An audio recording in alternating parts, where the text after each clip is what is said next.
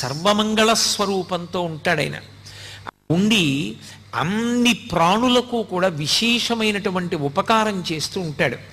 అంత గొప్పగా పరమశివుడు వెలిసినటువంటి క్షేత్రం అరుణాచలం. మనం ఎక్కడికైనా శైవ క్షేత్రానికి వెడితే ఆ శివాలయంలో ఉండేటటువంటి శివలింగం ఏది ఉంటుందో దాన్ని మాత్రమే ప్రధానమైన శివస్వరూపంగా భావన చేస్తాం. ఉదాహరణకి మీరు కంచి వెళ్ళారనుకోండి, ఏకాంబరీశ్వరలింగము అని ఆ కాంచీపురంలో ఉండేటటువంటి పృథివీలింగమే గొప్పది. ఆ పృథివీలింగ దర్శనం ప్రధానంగా చేస్తాం. మిగిలినవన్నీ కూడా పరివార దేవతలు ఇతరమైనటువంటి లింగాలు ఉంటాయి శివాలయంలో. కానీ ప్రధానమైన లింగం కాంచీపురంలో పృథివీలింగం. ఆ శివలింగాన్ని దర్శనం చేస్తాం.